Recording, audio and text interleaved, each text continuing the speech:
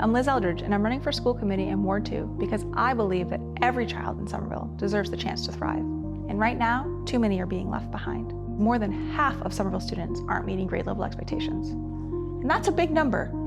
What I'd like to do today is actually explain what this means, because we have a big problem on our hands and we need to fix it together. Let's start by talking about what at grade level or what meeting expectations means. Students can be below grade level, at grade level, or above grade level. Or students can be not meeting, meeting, or exceeding expectations. When a student is at or above grade level, or meeting or exceeding expectations, they're meeting the standards for their specific grade. And that's great news. It's what all schools are striving for.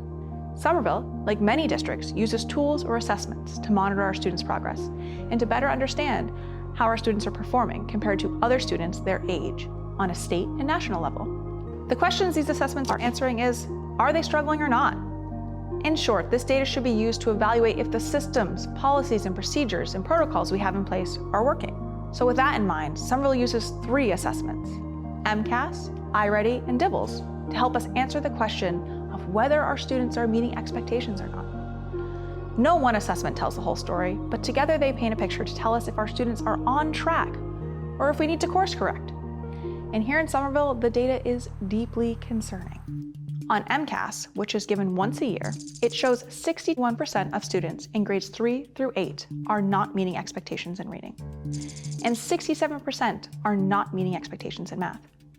In high school, 56% of students are not meeting expectations in reading, and 62% in math. iReady, which is taken 3 times a year in grades 3 through 8, shows that 64% of students are below grade level in reading, and 71% in math.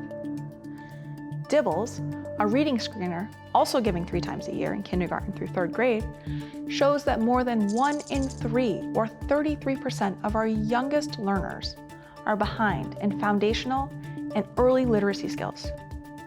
If you want to look into this more, MCAS data can be found online at the Massachusetts Department of Elementary and Secondary Education. You can also request DIBELS and iReady data directly from the district's assessment staff here in Somerville. It's important information and worth looking at, especially when it comes to our historically marginalized students, as these numbers climb higher than they should.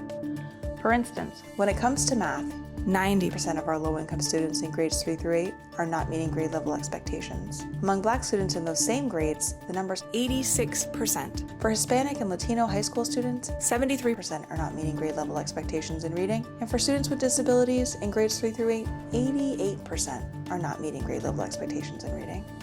In fact, when it comes to special education in particular, Somerville received a needs assistance determination by the Massachusetts Department of Elementary and Secondary Education, citing our scores far below the state average for special education students as one of the reasons we need assistance.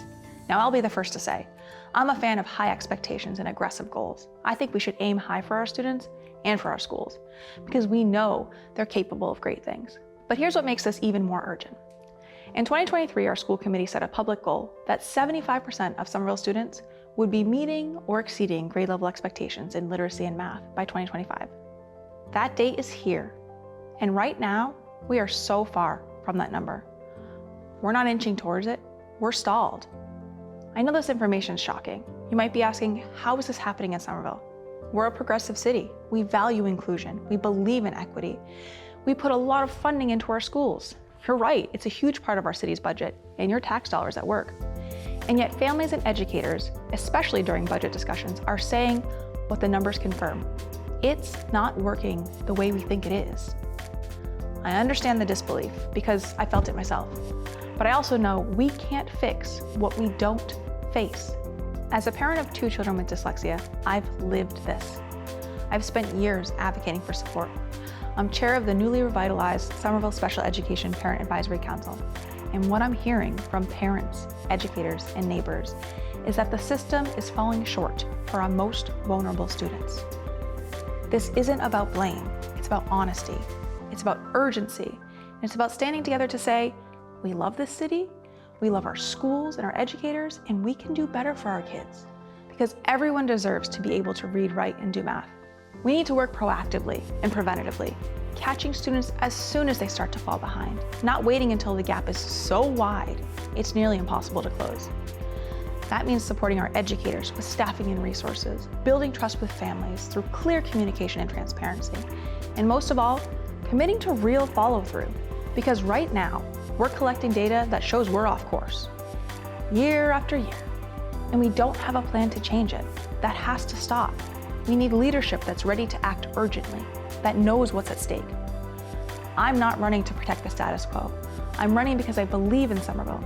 I believe in our ability to do better, especially when we face the truth together. Thanks for taking the time to listen and learn more about an issue that is deeply important to me. Reach out with any questions, concerns, or if you want to join us as we improve outcomes for all students. Because I assure you, they are worth it. Every single one of them. I'm Liz Eldridge, and I'm asking for your vote on Tuesday, November 4th for Ward 2 School Committee.